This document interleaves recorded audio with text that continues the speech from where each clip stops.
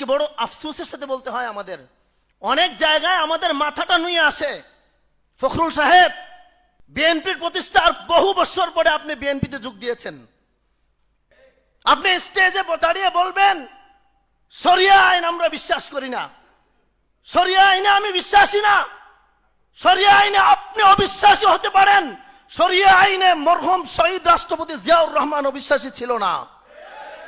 আপনি অবিশ্বাসী হতে পারেন, আপসীন নেত্রী খালেদা জিয়া শরিয়া আইনে অবিশ্বাসী নয়। আপনাদের স্পষ্ট মনে থাকার কথা, সাংবাদিকরা খালেদা জিয়াকে প্রশ্ন করেছিল যে এই দেশে যদি শরিয়া। এখন আমাদের সামনে গুরুত্বপূর্ণ বক্তব্য নিয়ে আসছেন আমাদের সকলের প্রিয় ব্যক্তিত্ব, বন্ধুবর আলেমে দ্বীন, হেফাজতে ইসলাম বাংলাদেশের ৮ নং জোনের সাধারণ সম্পাদক এবং তেজগাঁও শিল্পাঞ্চল ইমাম পরিষদের সেক্রেটারি জেনারেল মাওলানা মুফতি আল আমিন সাহেব দামাত বারাকাতুহুম, আমি হযরতকে তার মূল্যবান বক্তব্য পেশ করার সবিনয় অনুরোধ জানাচ্ছি।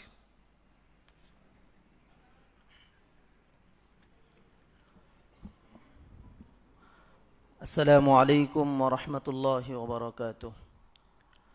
ইন্নাল হামদালিল্লাহ ওয়াস সালাতু ওয়াস সালামু আলা রাসূলিল্লাহ ওয়া আলা আলিহি ওয়া আসহাবিহি ওয়া মান ওয়ালা। أما بعد فأعوذ بالله من الشيطان الرجيم. بسم الله الرحمن الرحيم. فاجتنبوا الرجس من الأوثان واجتنبوا قول الزور. صدق الله العظيم.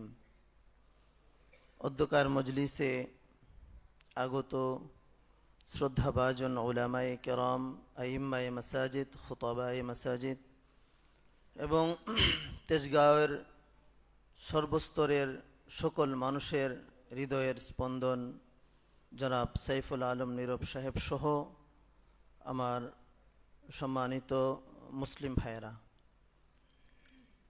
আজকে এমন একটি গুরুত্বপূর্ণ সময়ে গুরুত্বপূর্ণ কিছু বিষয়ে পরামর্শ দেওয়ার জন্য, পরামর্শ শোনার জন্য নীরব ভাই একটি সুন্দর আয়োজন করেছেন।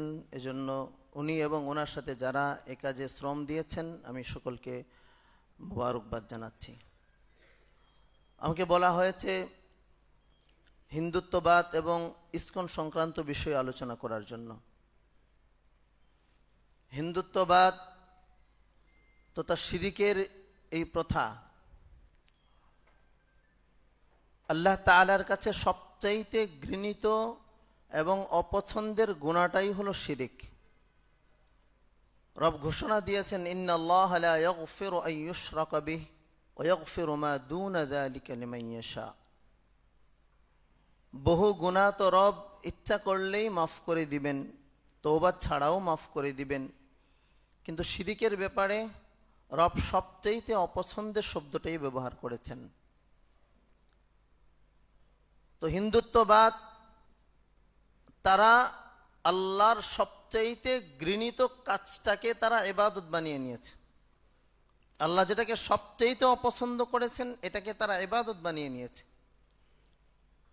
সুতরাং ওদের দ্বারা অন্য সাধারণ যে কোনো গুনাহ যে অনায়াসে তারা করতে পারবে, যে কোনো গুনাহকে তাদের হাতে এটা পুতুলের মতো হয়ে যাবে, এটা আর বলার অপেক্ষা রাখে না। গুনাহকে নেক দ্বারা পরিবর্তন করে,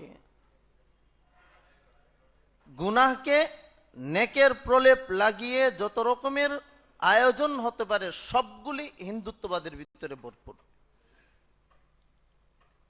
পর্দার ব্যাপারে আল্লাহ রাব্বুল আলামিন কত আয়াত নাজিল করেছেন, কত সতর্ক করেছেন জাতিকে, আর সেখানে বেপর্দা হওয়াটাকে তারা ইবাদত বানিয়ে নিয়েছে। তো রবের যত রকমের নাফরমানি হতে পারে সবগুলিকে তারা ইবাদত যারা বানাইতে পারে তাদের দ্বারা ইসকনের মতো সন্ত্রাসী সংগঠন বানানো সম্ভব। ইসকন দাবি করে হিন্দু সম্প্রদায়ের সংগঠন, জন্ম হয়েছে খ্রিস্টান পাড়ায়। 1966 সালে আমেরিকায় জন্ম হয়েছে, খ্রিস্টান এলাকায় জন্ম হয়েছে হিন্দুদের সংগঠন। সেখান থেকেই তার আবির্ভাব। আপনি দেখেন আজকে ভারতেও ইসকন এত বড় স্পর্ধা দেখাইতে পারে নাই বিভিন্ন অপরাধ সংগঠিত করার ব্যাপারে যতটুকু স্পর্ধা দেখাচ্ছে আমার সোনার বাংলাদেশে।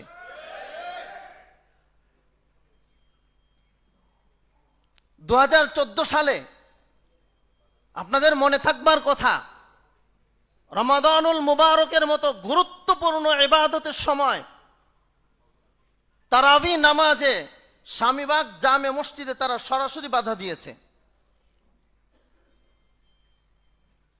2016 সালে পত্রপত্রিকায় সে ছবিও এসেছে,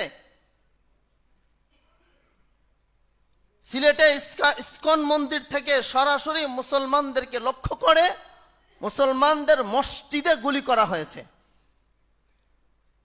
এই ব্যাপারে ওখানকার ইমাম যখন কথা বলেছে তো তাকে গুম করে হত্যা করে ফেলেছে। এবং 2024-এর 26শে নভেম্বর অ্যাডভোকেট সাইফুল ইসলাম আরিফ ভাইকে কিভাবে প্রকাশ্যে কুপিয়ে হত্যা করেছে তা শুধু বাংলাদেশ নয় পৃথিবীবাসী দেখেছে। আজকে মিডিয়ার মাধ্যমে হয়তো এই কথাগুলি অনেক জায়গায় যাবে, হয়তো তাদের কানেও যেতে পারে। সেজন্যই বলছি, ইসকন জবাই করা যদি তোমরা জবাইয়ের খেলায় যদি আমাদের সাথে আসো, জবাই করাকে যদি বিজয় মনে করো, মুসলমানদের সাথে কিন্তু জবাই করে কুলাইতে পারবে না।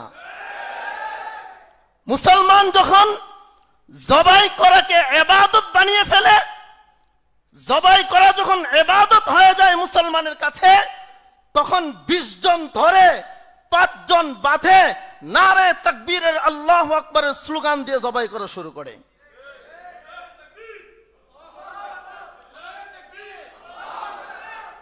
আমরা চাই না সেই পরিস্থিতি বাংলাদেশে তৈরি হোক, আমরা সেটা চাই না।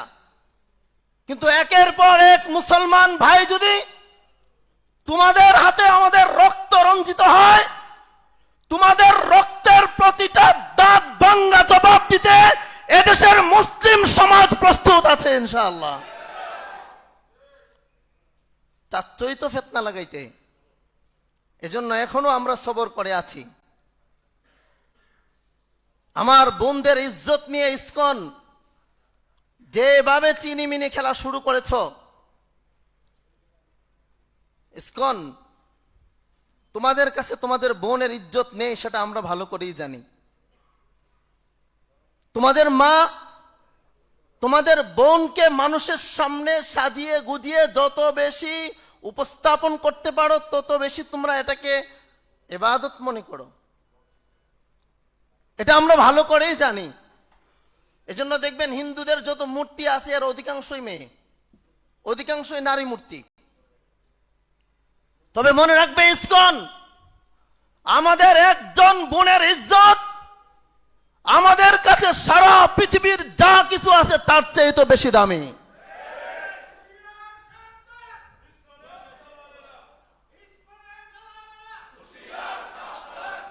এই ভারতবর্ষ থেকে যখন সালাহুদ্দিন আইয়ুবীর কাছে চিঠি গিয়েছিল, ও ভাই সালাহুদ্দিন আইয়ুবী কোথায় বসে আছো, আমি ভারতবর্ষে আমার ইজ্জত নিয়ে চলতে পারছি না।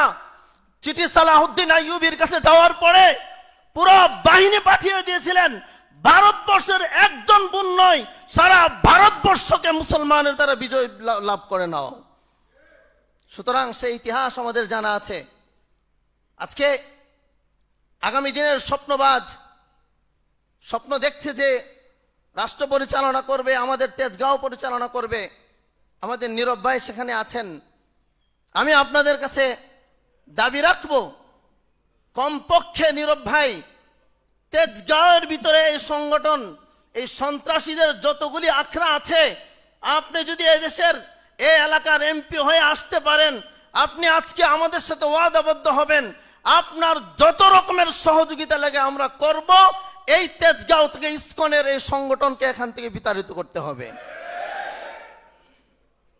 আজকে এখানে বিএনপির অনেক নেতৃবৃন্দ আছেন। আমাদের মনের দু একটা দুঃখের কথা আপনাদেরকে বলি। বিএনপিকে মানুষ এখনো ভালোবাসে শহীদ রাষ্ট্রপতি জিয়াউর রহমানের আদর্শের কারণে। বিএনপিকে মানুষ এখনো ভালোবাসে আপসহীন নেত্রী বেগম খালেদা জিয়ার দৃঢ়তা এবং দেশপ্রেমের কারণে।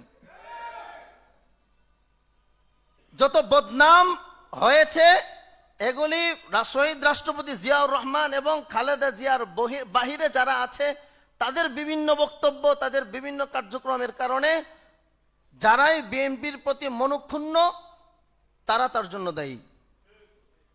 বড় আফসোসের সাথে বলতে হয়, যারা নেতৃত্ব স্থানে আছেন, যারা মন্ত্রী হবেন, যারা এমপি হবেন, যারা বিভিন্ন দায়িত্ব পালন করবেন, আপনারাও শহীদ রাষ্ট্রপতি জিয়াউর রহমানকে ভালোবাসেন, খালেদা জিয়াকে ভালোবাসেন। যারা আপনাদেরকে ভোট দিবে তারাও রাষ্ট্রপতি জিয়াউর রহমানকে ভালোবাসেন, খালেদা জিয়াকে ভালোবাসেন। ভালোবাসার জায়গাটা এক। এবং আপনারা এটাও জানেন, আমার আগে অনেকে কথা বলেছেন, শহীদ রাষ্ট্রপতি জিয়াউর রহমান উলামায়ে কেরাম এবং ইসলামকে কি পরিমাণ ভালোবাসতেন। ভালোবেসেই তো সংবিধানে সাইফুল ভাই যে কথাটা বলে গেছেন যে বিসমিল্লাহকে উনি কি করেছেন, বিসমিল্লাহকে উনি আমাদের সংবিধানের ভিতরে ঢুকিয়েছেন। আজকে বড় আফসোসের সাথে বলতে হয়, আমাদের অনেক জায়গায় আমাদের মাথাটা নুয়ে আসে। ফখরুল সাহেব, বিএনপির প্রতিষ্ঠার বহু বছর পরে আপনি বিএনপিতে যোগ দিয়েছেন, এরশাদের আমলে যোগ দিয়েছেন, দায়িত্ব পেয়েছেন, তার মানে বিএনপি আপনার কাছে বিকৃত হয়ে যায় নাই।